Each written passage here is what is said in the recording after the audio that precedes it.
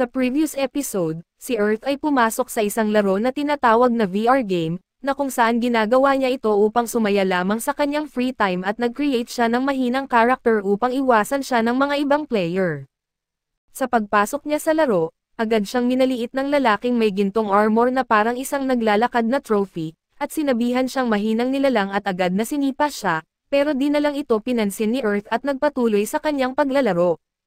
Kaso dumating ang panahon na ang mahinang si Earth ay hinamon ng Trophy Boy sa isang one-on-one duel, at nagawa niyang mailagan ang atake nito at nahanap pa niya ang weak spot ng bully at tinarget ito, at doon ay nanalo siya sa duel at hinangaan ng karamihan dahil sa kanyang galing. At sa pagpapatuloy ng ating recap, maya-maya ang ating bida ay nagmumuni-muni kung bakit sa mga huling araw ay mabait sa kanya ang mga diwata, bigla na lamang may lumitaw na diwata sa harap niya. Pero agad siya humingi ng paumanhin at ipinaliwanag na hindi siya maaaring gumawa ng kasunduan dahil sa nasira ang kanyang kristal. Mukhang hindi naiintindihan ng maliit na diwata kaya hinayaan na lang niya itong gawin ang nais nito, tiningnan niya ang kanyang mga kakayahan at namangha siya na tumaas ang kanyang mga kasanayan, ibig sabihin ay maaari na siyang mag-aral ng mga mas espesyal na mga skill.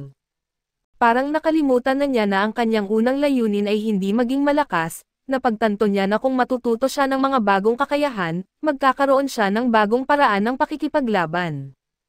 Pagkatapos, sinimulan niya ang kanyang unang paglalakbay sa dungeon at nakita natin na sinusubukan niya ang kanyang nakakamatay na bagong sapatos. May nakitang panganib si Earth at agad niyang iniwasan ito at naalala niya ang mga panahong nag-explore siya ng mga dungeon noong siya'y bata pa. Nung bata pa siya, lahat ay napakasaya at exciting para sa kanya at ang kakaibang pakiramdam ng hindi alam ang susunod na mangyayari ay sobrang ganda sa kanyang pakiramdam, at akala niya ay hindi na niya ito mararanasan muli.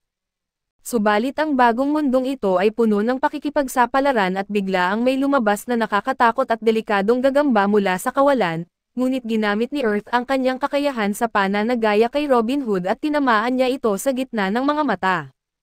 Sinundan niya ito ng isang hangin na atake, kaso hindi nasaktan ang gagamba at ginamit ni Earth ang kanyang bagong natutunang skill na tumalon ng mataas na nagresulta sa pagkauntog ng kanyang ulo, ngunit napunta siya sa pinakamagandang posisyon.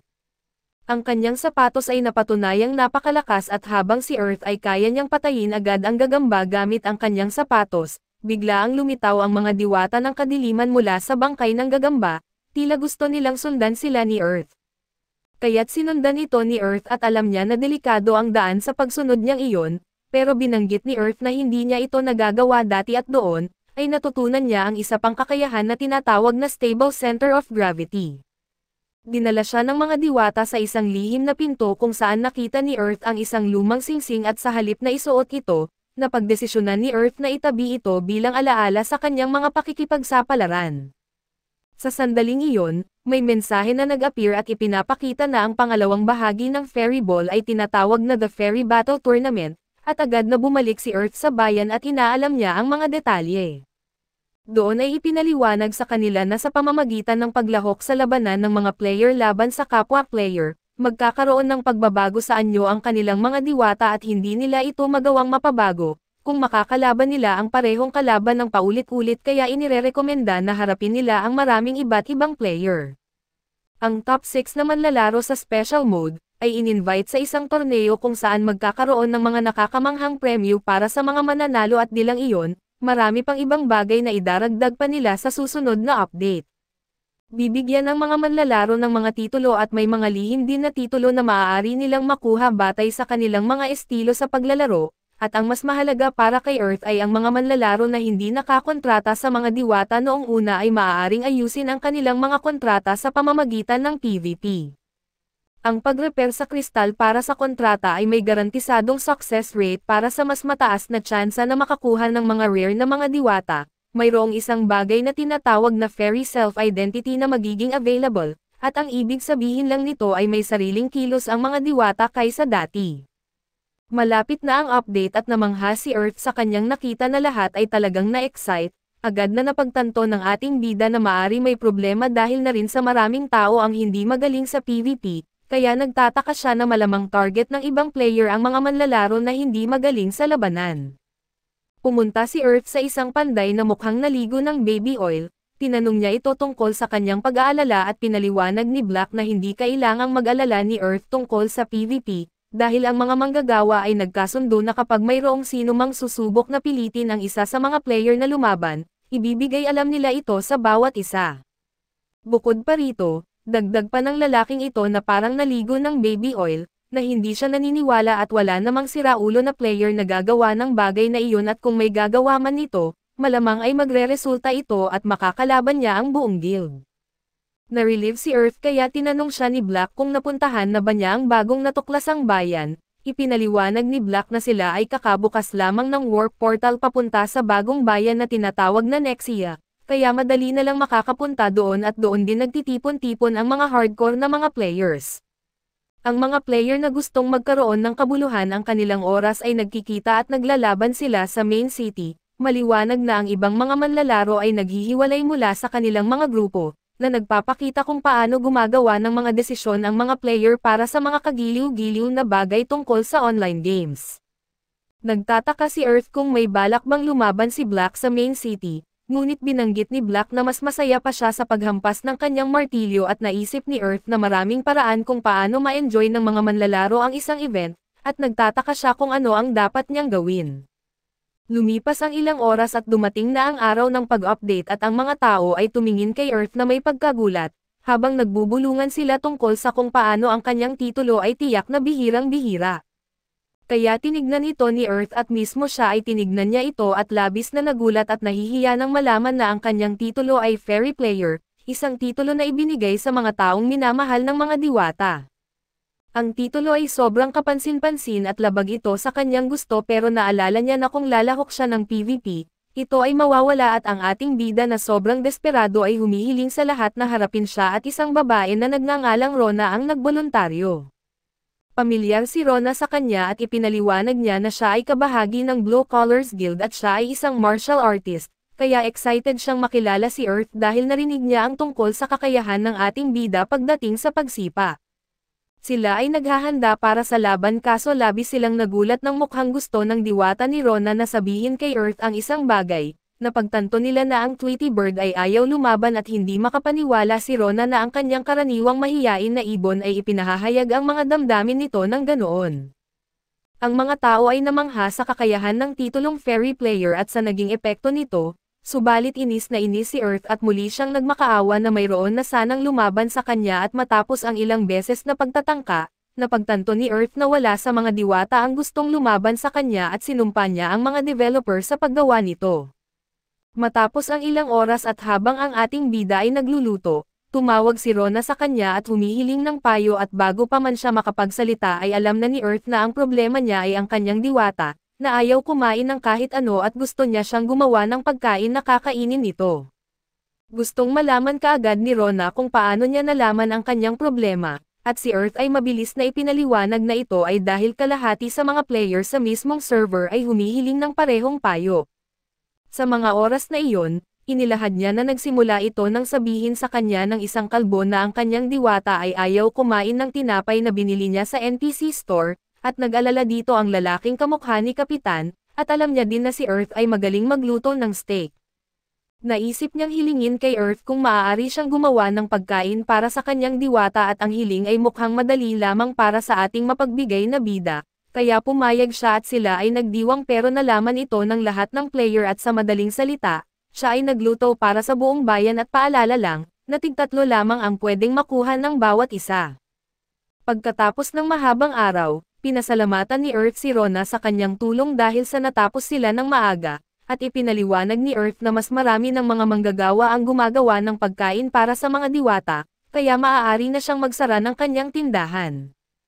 Sa kasamaang palad, si Earth ay nagluto ng buong oras kaya wala siyang oras na tignan ang bagong patch at hindi niya alam kung saan magsisimula. Ang player na si Rona ay nagsabi sa kanya na kung wala siyang ibang gagawin ay maaari silang pumunta sa bagong bayan.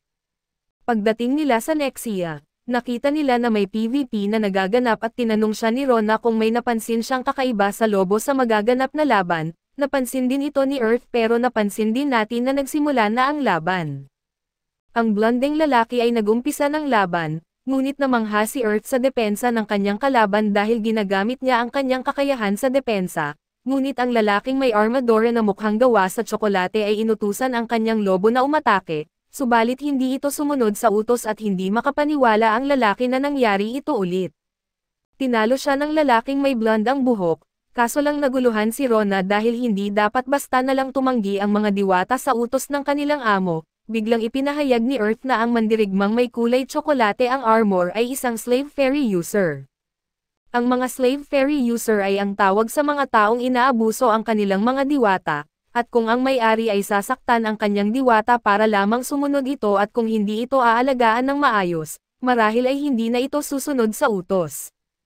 Siyempre, ang tinaguriang fairy player mismo ay hindi pumapabor sa ganitong klase ng asal, at iniisip niya na nararapat lang mangyari ito sa isang abusadong player na kagaya ng lalaki. Mukhang gusto ng lalaking iyon na batukan ang kanyang diwata dahil sa hindi pagsunod nito at agad itong nakita ni Earth na may masamang mangyayari. Naalala niya ang isang video kung saan ang isang slave fairy user ay inaabuso ang kanyang diwata. Galit ang may-ari dahil hindi sumusunod ang kanyang diwata at itinapon ito sa sahig. Ipinaliwanag ni Earth na kung inaabuso ng manlalaro ang kanyang diwata ng sobra, kailangan niyang harapin ito bilang parusa. Ang lalaki sa video ay tila hindi alam ang mekanikong ito ng laro at nakuha niya ang nararapat na parusa kung matalo ang manlalaro sa laban. Kukunin ng diwata ang kanilang contract crystal at mawawala ang lahat ng data ng manlalaro na may kinalaman sa pag-aabuso ng diwata. Mukhang alam ito ng lalaki. Kaya naman ito'y nagdesisyon na hindi batukan ang kanyang diwata at ipinaliwanag ni Earth na ang mga sistemang tulad nito ay mas karaniwan sa mga lumang laro, kung magbibigay ang manlalaro ng masyadong maraming utos na hindi makatarungan, ay biglaang nawawala sa kontrol o umaatake sa kanilang amo ang mga alaga nila. Sa mga larong online ngayon, mas madali na para sa mga manlalaro, pero parang gusto ng mga gumawa ng laro na ibalik yung pakiramdam ng mga lumang online games at nang matapos ang araw, hindi maalis sa isip ni Earth ang nangyari sa laro. Napagtanto niya na bagamat maraming nagmamalasakit sa kanilang mga fairy, may iba ring wala at pagkatapos ng ilang araw, lumapit sa kanya ang Brown Knight para humingi ng tulong dahil kilala si Earth bilang fairy player. Gusto ng Knight na malaman kung paano mag-sorry sa kanyang fairy dahil nakita niya yung video na napanood din ni Earth, at ayaw niyang mangyari sa kanya yon at doon ay tinanong siya ni Earth kung bakit siya naging masama sa kanyang fairy. Sabi ng Knight, nakakita siya ng mga video online kung paano alagaan ang fairy at sa mga video na yon, tinatrato ng mga manlalaro ang kanilang mga fairy na parang mga hayop sa circus, at mukhang hindi alam ng Knight kung paano gamitin ang sariling pag-iisip at akala niya tama yung ginagawa niya.